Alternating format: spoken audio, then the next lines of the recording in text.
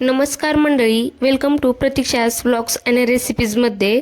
आज आपण बघणार आहोत एकदम अस्सल गावरान सांगली कोल्हापूर भागातील खारं लोणचं. त्यासाठी सर्वात आधी इथे मी कैरीच्या फोडी स्वच्छ पुसून घेतल्या आहेत व त्याला हळद व मोठं मीठ लावून रात्रभर एका चाळणीमध्ये ठेवून दिले.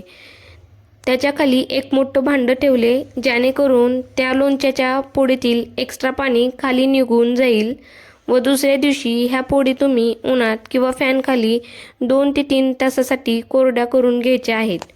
त्याचबरोबर इथे मी 1 लिटर सनफ्लॉवर ऑइल घेतले आहे. ते तेल छान उकळून थंड करून घ्यायचे आहे.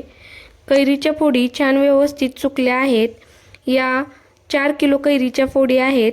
त्यासाठी आपल्याला इथे लोणचं मसाला वापरायचा आहे. इथे मी बेडेकर कंपनीचा वापरला आहे. तुम्ही कोणत्याही कंपनीचा वापरू शकता.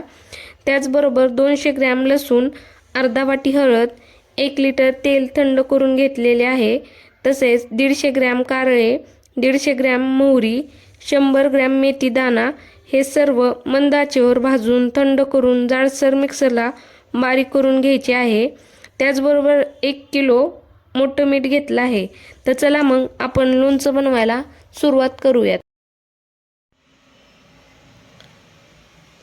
तर सर्वात आधी आपण एक मोठे भांडे घेऊयात. त्याच्यामध्ये आपण सर्व सुकवलेल्या कैरीच्या फोडी टाकायच्या. त्यानंतर त्याच्यामध्ये लसूण पसरून द्यायचा, जो 200 ग्रॅम घेतलेला आहे. हा देशी लसूण घेतलाय मी. त्यानंतर आपण जे जाडसर मोहरी, कारळ आणि मेथी दाणा याची पावडर बनवली होती जाडसर अशी, ती आपण त्याच्यावर बारीक बारीने पसरून द्यायची आहे.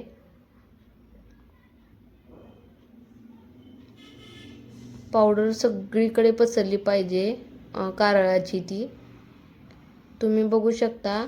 आता आपण सर्व पावडर व्यवस्थित सगळीकडे पसरून घेतलेली आहे.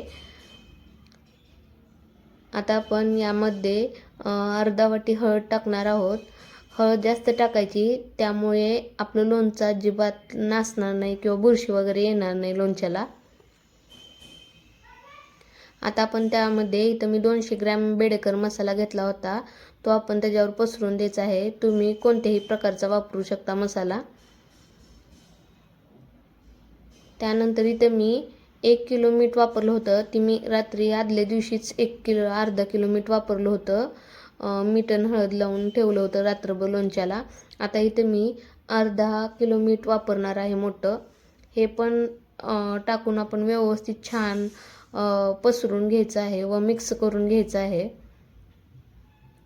जेणेकरून लोणच्याला आपल्या सर्व बाजूंनी मसाला लागला गेला पाहिजे. तुम्ही बघू शकता आपल्या सर्व फोडींना मसाला व्यवस्थित लागला आहे. आता आपण इथे थंड करून घेतलेलं तेल आहे, ते आपण इथे अर्धा लिटर पहिल्यांदा टाकून घेणार आहोत व छान लोणच्याच्या फोडी व्यवस्थित मसाला सर्व बाजूनी लागेपर्यंत व्यवस्थित मिक्स करून घेणार आहोत, जेणेकरून आपल्याला अंदाज येईल की आपल्याला किती तेल लागणार आहे. हे लोणचे सुक्केच लोणचे असते. त्याला तुम्ही कोरडं लोणचं पण म्हणता, सुक्कं लोणचं पण म्हणू शकता. इथे तेल जरा मला कमी वाटते, म्हणून मी अजून अर्धा लिटर राहिलेले तेल पण यामध्ये टाकून देणार आहोत. सर्व बाजूंनी पसरून घेतला आहे. आता आपण व्यवस्थित लोणच्याच्या फोडींना मसाला व्यवस्थित लावून घेऊयात. तुम्ही बघू शकता की लोणच्याला मसाला व्यवस्थित फोडींना लागलेला आहे. आता आपले लोणचे तयार झाले आहे. हे आता आपण इथे मी चिनी मातीची बरणी घेतली, ती 2 दिवस छान उन्हामध्ये वाळवून घेतली आहे.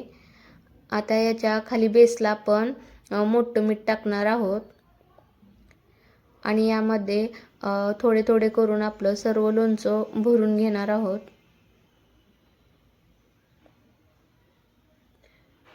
तुम्ही बघू शकता इथे आपलं 4 किलोच्या कैरीच्या फोडीपासून 2 बरण्या लोणचं तयार झालं आहे आपलं.